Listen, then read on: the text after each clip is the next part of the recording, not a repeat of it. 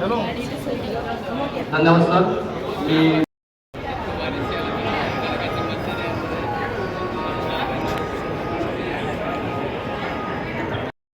उद्घाटन किताब होत आहे. धन्यवाद.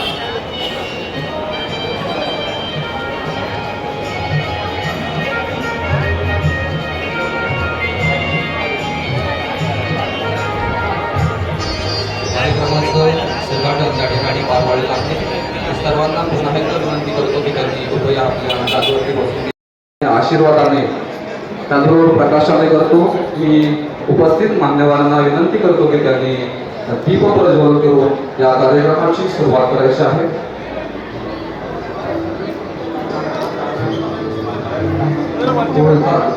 व्यवसाय म्हणजे केवळ नफा नव्हे तर ते जिद्द आहे. खरेदीदार विक्रेता नात्याला विश्वासाची जोड आहे. दीप प्रज्वलित करून आज नवा संकल्प करूया. यशाच्या या प्रवासात एकमेकांचे हात धरूया. यशाच्या या प्रवासात एकमेकांचे हात धरूया.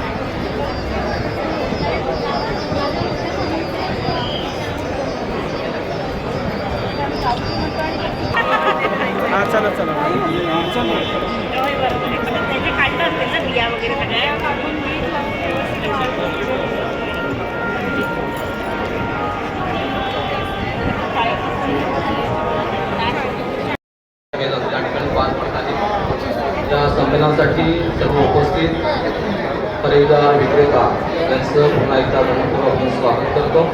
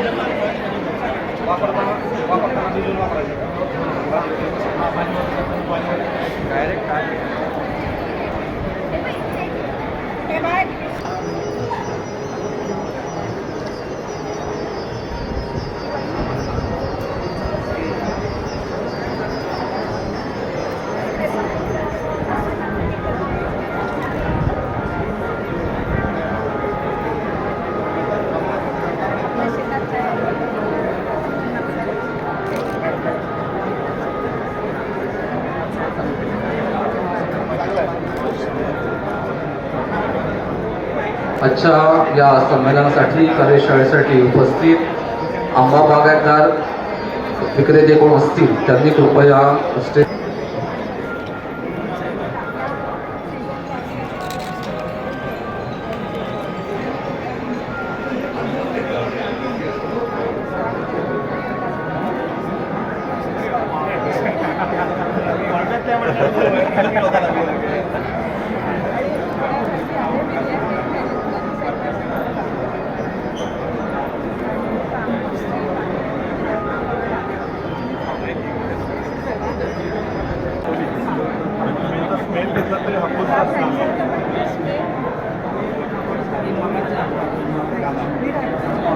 साठी उपस्थित मान्यवरांचं व्यासपीठावरती आगमन होत आहे.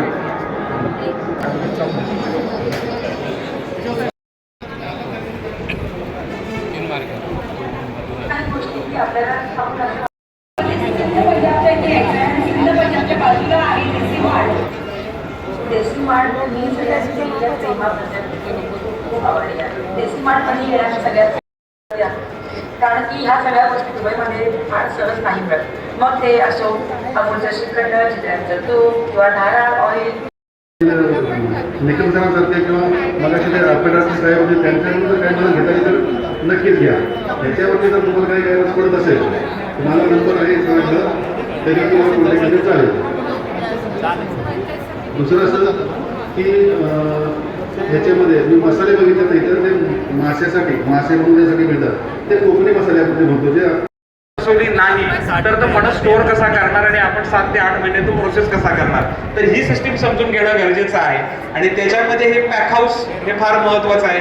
त्याच्यानंतर प्रोसेसिंगवर आपण आता बोललो की आता फणसाच्या कच्च्या केळ्यांची पावडर ही डायबिटीसला प्रूव्हन आहे. तुम्हाला खोटं वाटेल, ITC सारखी भारतातली सर्वात मोठी फ्लोअर म्हणजे पीठ बनवते ती कंपनी, त्यांनी आता 10% जॅकफ्रूटची पावडर मिक्स करायचं त्यांनी आता हळूहळू सुरू केलेलं आहे.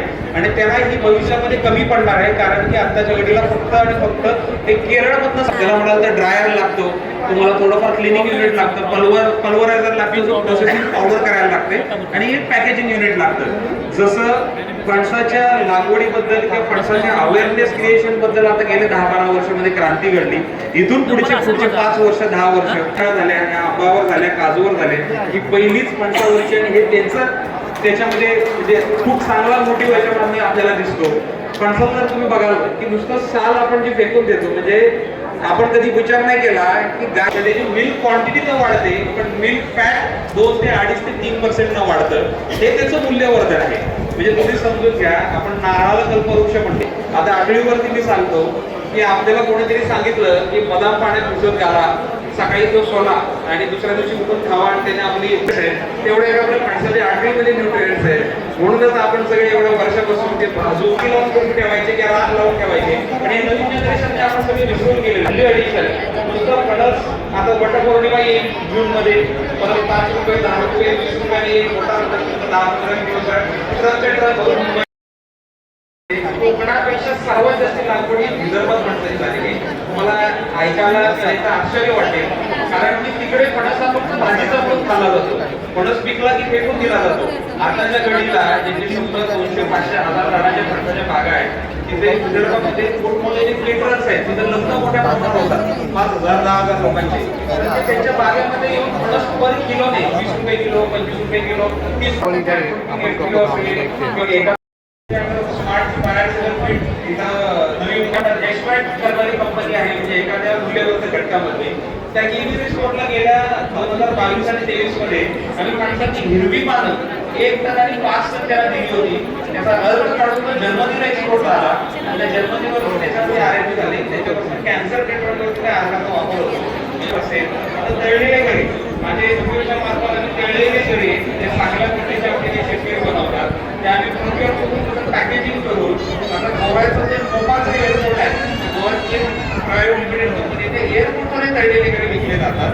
पण याचं कारण आहे की आपण जे तळलेले घरी त्याला पॅकेजिंग करतो, तर साधारण त्याला 2 ते 3 महिने शेल्फ लाईफ येते. 3-3.5 महिने झाले की त्याला गडबडपणा यायला सुरुवात होते, त्या घशामध्ये कोकवा लागतं. तर याचं आहे. आणि महाराष्ट्र कंपनी आहे LLC, ornate agro fruits and vegetable LLC. सांगलीमध्ये आमचं स्वतःचं पॅक हाऊस आहे आणि दुबईमध्ये सुद्धा आमचं वेअरहाऊस आहे. जर कुणाला डायरेक्ट एक्सपोर्ट करण्याची सुद्धा जर तशी कुणाला गरज असेल किंवा कोणी संधी शोधत असेल तर त्यांनी डायरेक्ट मला कॉन्टॅक्ट करा. आम्ही दुबईमध्ये इथून डायरेक्ट एक्सपोर्ट सुद्धा करू शकतो. माझा नंबर लिहून घ्या, 98 आणि एक्सपोर्ट करण्याची इच्छा असेल तर त्याने डायरेक्ट मला संपर्क करू शकतो. विशाल सपाटे कंपनीचं नाव आहे. थँक्यू.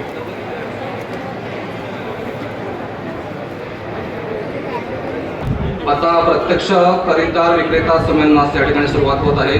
सर्व विक्रेता आणि त्या खरेदीदारांच्या कराव्यात. हा संवाद केवळ व्यवहाराचा नसून विश्वासाचं एक नातं निर्माण करण्याचा आहे. तर मला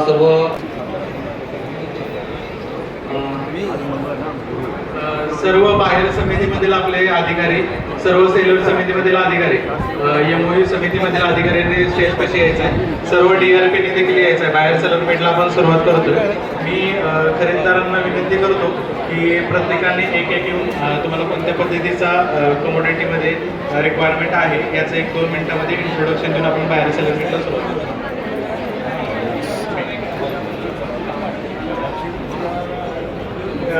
खरेदीदारांनी अशा पद्धतीने बसून घ्या तिथेच आपण इंट्रो त्यांना देता येईल.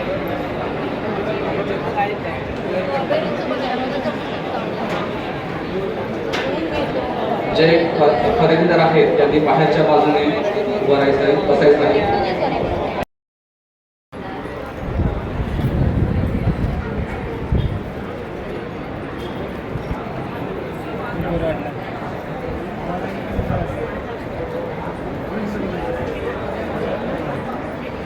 पाचशे ते 600 किलो फणस रोजचा लागतोय. तो जर देणारे कोणी असतील तर मला संपर्क करा. त्याच्यानंतर करवंद आम्हाला दिवसाला 500 ते 1000 किलोपर्यंत करवंद लागतात. जांभूळ सुद्धा तसंच आहे. पिकलेली करवंद आणि जांभूळ. माझा नंबर आहे 9607 969311. 2 नंबर आहेत. ग्रामीण भागात असल्यामुळे 2 नंबर ठेवावे लागतात. दुसरा नंबर आहे 9860 486 914. पुन्हा एकदा अमोल शरद पाटणे. कॉन्टॅक्ट नंबर आहे 9607 969311 आणि दुसरा आहे 9860 486 914. थँक्यू. सुमधुर मेवा प्रॉडक्ट्स देवरूपनं बोलतोय.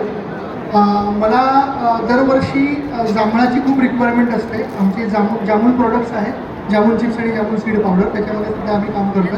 तर कोणाकडे मोठ्या प्रमाणात जांभळाची झाडं असतील किंवा आजूबाजूला जांभळाची झाडं असतील तर आम्हाला जांभळाची रिक्वायरमेंट आता यावर्षी पण लागणार आहे भरपूर. तर जरूर संपर्क करा. आणि जांभळाचे प्रोडक्टसुद्धा आम्ही विकतो, तर त्याच्यासाठी आमचा स्टॉल आहे इथे आम्हाला तुम्ही संपर्क करू शकता. माझं नाव शार्दूल नानू. नंबर 8600 5122 03. परत सांगतो 8600 5122 03. सर हे करत आहेत.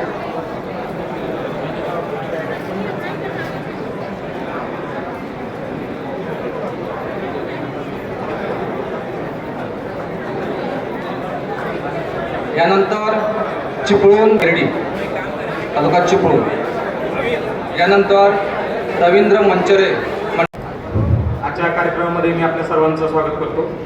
सन्माननीय व्यासपीठावर उपस्थित सर्व मान्यवर, आपल्या जिल्ह्याच्या आणि या कार्यक्रमाच्या अध्यक्षस्थानी विराजमान जिल्हा परिषदेच्या अध्यक्षा माननीय श्रीमती अस्मिता केंद्रे मॅडम, आपल्या जिल्ह्याच्या जिल्हा परिषदेचे उपाध्यक्ष माननीय श्री विलास चाळके साहेब, त्यानंतर उपस्थित सर्व मान्यवर, जिल्हा परिषदेचे सर्व सदस्य, तसेच या ठिकाणी उपस्थित असलेले आमचे सहकारी श्री विजय बेंतीवार साहेब,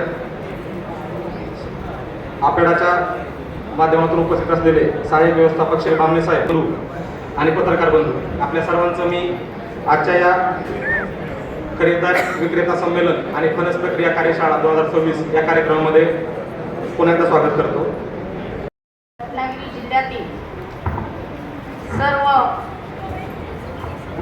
खरेदीदार आणि विक्रेतार यांचं संमेलन आणि फणस याच्यावरती प्रक्रिया करणं हा मोठा संमेलन इथे आयोजित केलेला आहे.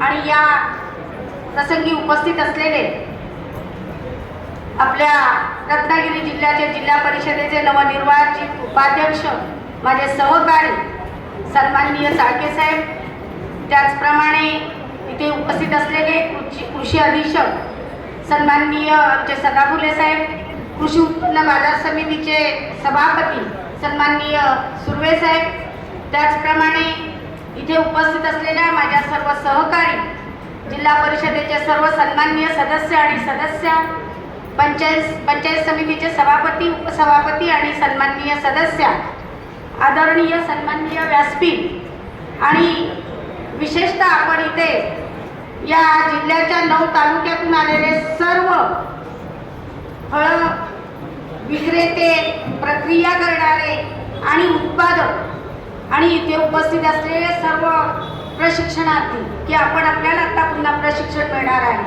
हा दिवसभराचा कार्यक्रम आहे. प्रथम मी जिल्हा परिषद अध्यक्षाचा भार स्वीकारल्यानंतर, पदभार स्वीकारल्यानंतर माझा हा पहिला कार्यक्रम आहे आणि हा पहिला कार्यक्रम माझा कृषीचा आहे. कारण आपला देश, आपला महाराष्ट्र हे कृषीप्रधान देश आहे आणि विशेषतः आपल्या कोकणामध्ये शेती उत्पादक, फळं उत्पादक यांना जास्त प्राधान्य दिलं जातं. आणि या रत्नागिरीमध्ये निसर्गरम्य असं हे निसर्ग लाभलेला आहे. त्याच्यामध्ये अनेक फळं, फुलं, अनेक उत्पादन आपण घेतो. आपण उत्पादन घेतो, परंतु त्याच्यापासून काय निर्माण करावं. आमच्याकडे जास्तीत जास्त फळं उत्पादन होतं. मग फणस असेल, करवंद असेल, अगदी काजू बोंड असेल, काजू बिया असतील, परंतु काही शेतकऱ्यांना त्याचं अजून महत्त्व कळलेलं नाही. ज्याच्या बागेत खरोखरच करवंद आहे ते फक्त काटेरी झाड म्हणून आपण त्याच्याकडे बघतो, काटेरी झुडूप म्हणून आपण ते बघतो. सरपण्याशिवाय दुसरा काही त्याचा उपयोग आपण करत नाही. मुलं बाळं करवंदाच्या त्या बागेमध्ये जातात, आपण करवंद फक्त चोखतो आणि फेकून देतो. पण त्याच्यापासून खरंच मला आता कौतुक वाटतंय की ते करवंदाचं एक उत्पादन मी पाहिलं, छान असं पाहिलं, इतकी चव छान होती. आणि खरोखर ते करवंद आहे का? माझ्या कोकणामध्ये पिकणारा, आम्ही पायाखाली तुडवणारं ते करवंद आहे का? आणि खरोखर मी कृषीच्या माझ्या सर्व या अधिकाऱ्यांना, कर्मचाऱ्यांना खरं धन्यवाद देईन की आपण जर असे प्रशिक्षण दिले तर अनेक शेतकरी या माध्यमातून उभे राहतील. कारण आज आपण पाहिलं तर शेतीपासून शेतकरी जरा बाजूला झालेला आहे. याला कारणही तसंच आहे. कारण जमिनी श्वापदांमुळे आम्हाला शेतीमध्ये बहुतांशी उन्नती करता येत नाही. परंतु आज आम्ही अवजारं देतोय, आज आम्ही शासकीय बियाणं देतोय. परवाच मी सांगितलं की जे आपण जे बियाणं देतोय, भात शेतीसाठी बियाणं देतो, ते बियाणं किंबहुना मे मध्ये पहिल्या आठवड्यात किंवा शेवटच्या आठवड्यात द्यावेत, तरच ते लोकांना उपयोगी पडतील. कारण आम्ही जूनच्या पहिल्या आठवड्यामध्ये का रोहिणी निघाल्यानंतर आम्ही लगेच पेरणी करतो आणि त्या पेरणीला जर ते बियाणं मिळालं नाही तर आम्ही कुठलं तरी बियाणं टाकतो. आणि जो शासनाचा उद्देश आहे की कमी जागेमध्ये भाताचं जास्त उत्पन्न घ्यावं, तो उद्देश कुठेतरी बाजूला होतो. आणि म्हणून या अशा माध्यमातून हे सगळं प्रशिक्षण देत असताना आपण शेतकऱ्याला सुखसोयी कशा मिळतील आणि त्या वेळेत मिळतील, जंगली श्वापदांचं कसं काय आपल्याला त्याच्या या शेतीचं संरक्षण त्यापासून करता येईल, यासारख्या अनेक उपाययोजना आहेत त्याही आपण राबवल्या पाहिजेत, त्या शेतकऱ्यांपर्यंत पोहोचल्या पाहिजेत. खरोखर हा चांगला उपक्रम आहे आणि तो आपण रत्नागिरीमध्ये घेतलाय. पण माझी विनंती राहील आपल्याला की हे असे रत्नागिरीमध्ये घेण्यापेक्षा रत्नागिरीत तर घ्याच, परंतु प्रत्येक 3 तालुके या 2 तालुके मिळून जर असं शिबिर, असं प्रशिक्षण आपण घेतलं तर सगळ्या अगदी मंडणगडच्या टोकापासूनच्या सगळ्या शेतकऱ्यांना त्याच्यामध्ये सहभाग घेता येईल.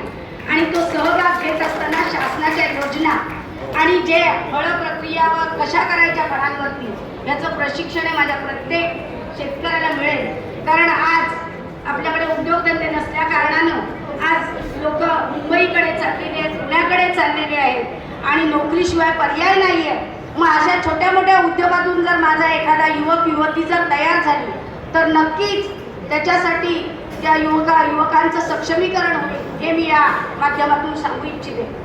त्याचप्रमाणे आज आपण पाहिलं, आपण उल्लेख केला की बचत गटांच्या माध्यमातून महिलांचं सक्षमीकरण करणं. आज महिला आमच्या पुढे येत आहेत, बचत गटांच्या माध्यमातून पुढे येत आहेत, संच स्थापन करतायत, विविध असे वस्तू तयार करतायत, परंतु त्यांना बाजारपेठ नाही आहे. अशा बाजारपेठ उपलब्ध करून देणं हे आपलं सगळ्यांचं कर्तव्य, आमचं लोकप्रतिनिधींचं कर्तव्य आहे. मी खरोखर प्रामाणिकपणे अभिमानाने सांगेन की आमचे मंडणगड दापुला खेडचे आमचे आमदार योगेशदादा कदम साहेब, गृहराज्यमंत्री, त्यांनी दापोलीला बचत भवन उभारलेलं आहे. आज मंडणगडला सुद्धा त्याचं बचत भवन त्याची मंजुरी मिळालेली आहे. असे जर बचत भवन प्रत्येक तालुक्यामध्ये जर उभारले गेले, आपले पालकमंत्री महोदय आदरणीय उदयजी सामंत साहेब त्यासाठी अगदी म्हणजे दूरदृष्टीचा नेता आहे. मग लोकांसाठी आपल्याला काय करायला पाहिजे हे ते बरोबर त्याचं नियोजन आणि आयोजन करत असतात. खरोखरच असं नेतृत्व आपल्याला सापडलेलं आहे आणि त्या माध्यमातून केवळ रस्ते, पाणी हा विकास न होता प्रत्येक युवक आणि युवती आणि माझा तळागाळातला शेतकरी कसा उभा राहील आणि कसा सक्षम होईल आणि हा कृषी प्रधान जो आम्ही देश म्हणतो, जो रत्नागिरी कृषी प्रधान आहे, फळबागाने सजलेला नटलेला आहे, त्यांची प्रगती त्या माध्यमातून कशी होईल अशी या माध्यमातून एक चांगला संदेश या माझ्या शेतकऱ्यांना जाऊ देत, माझ्या जिल्ह्याला जाऊ देत, एवढंच मी आपणाला या निमित्ताने सांगू इच्छिते. आपण आम्हाला बोलावलं, उद्घाटनाची संधी दिली आणि 2 शब्द बोलण्याची संधी दिली, आमचा सन्मान केला, त्याबद्दल संयोजकांना धन्यवाद देते आणि पुढील कार्यक्रमासाठी खूप खूप शुभेच्छा देते आणि इथेच थांबते. धन्यवाद. जय हिंद, जय महाराष्ट्र. उद्योगामध्ये काम करणारे आमचे सर्व या जिल्ह्यातले उद्योजक, या ठिकाणी उपस्थित सर्व शेतकरी बंधू आणि भगिनीनो, खरोखर रत्नागिरी जिल्हा हा निश्चितपणे नैसर्गिक जी साधारणपणे आपल्याला जी शेती उत्पन्न आहे त्याच्यासाठी जर आपण विचार केला तर अतिशय चांगले प्रकारचे प्रोडक्ट या रत्नागिरी जिल्ह्यामध्ये निर्माण होऊ शकतात. पण याच्यासाठी कृषी खात्याची फार मोठी जबाबदारी आहे. अशा प्रकारचे आपण जे कार्यक्रम घेतोय हे फक्त औपचारिकता न होता याच्यासाठी प्रामाणिकपणे शेतकऱ्याला खऱ्या अर्थानं ताकद देण्याची आवश्यकता आहे. आज आपण या ठिकाणी अतिशय चांगला प्रयत्न केले, कारण शेतीमध्ये आपण चांगल्या प्रकारची पिकं घेतो, पण ती पिकं घेतल्यानंतर कधी कधी त्याला करण्याची आवश्यकता आहे. आणि आपण सगळे शेतकऱ्यांनी जर फणसाची लागवड मोठ्या प्रमाणात केली तर निश्चितपणे आपल्याला एक चांगलं उत्पादन इथला कोकणातला शेतकरी घेऊ शकतो. पण आपण एकत्रितपणे बघतो की साधारणपणे मेच्या एंडला किंवा जूनला जी फणसाची लागवड तयार होते ते बऱ्यापैकी फणस हे पाऊस पडल्यानंतर फुकट जातात. आणि म्हणून अशाच प्रकारची अनेक उत्पादनं ही आपण फक्त त्याच्यावर प्रक्रिया करण्यासाठी एक चांगली साधन सामुग्री नसल्यामुळं आपल्याला योग्य प्रकारे पीक घेता येत नाही. आणि म्हणून आजचा हा कृषी खात्याचा जो प्रयत्न आहे, शासनाने त्याच्यासाठी हा पुढाकार घेऊन हा जो प्रयत्न केलाय, निश्चितपणे अतिशय चांगला प्रयत्न आहे. या माध्यमातून या रत्नागिरी जिल्ह्यातले अनेक शेतकरी हे प्रक्रिया उद्योगामध्ये सामील होतील.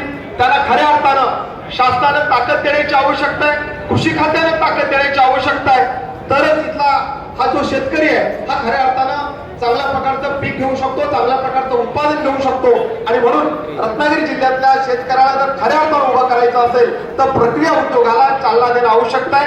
आणि प्रक्रिया उद्योगाला फक्त चालना देऊन चालणार नाही, तर त्याच्यासाठी जे मार्केट आहे त्या मार्केटमध्ये त्याला योग्य चांगला कसा हमीभाव मिळेल, चांगला भाव कसा मिळेल याच्यासाठी सुद्धा निश्चितपणे आपण प्रयत्न करणं आवश्यक आहे. आपण या एक चांगल्या प्रयत्नाबद्दल मी आपल्या सगळ्यांना धन्यवाद देतो. माझ्या सगळ्या या जिल्ह्यातल्या कृषी उद्योजकांना, प्रक्रियामध्ये काम करणाऱ्या कृषी उद्योजकांना शुभेच्छा देतो आणि माझे 2 शब्द संपवतो. जय हिंद, जय महाराष्ट्र. धन्यवाद. त्यानंतर मी विनंती करतो की विजय मेथीवारकर यांना विनंती करतो की जिल्हा परिषद उपाध्यक्ष सन्माननीय विलासजी साळके साहेब यांचं स्वागत करायचं आहे.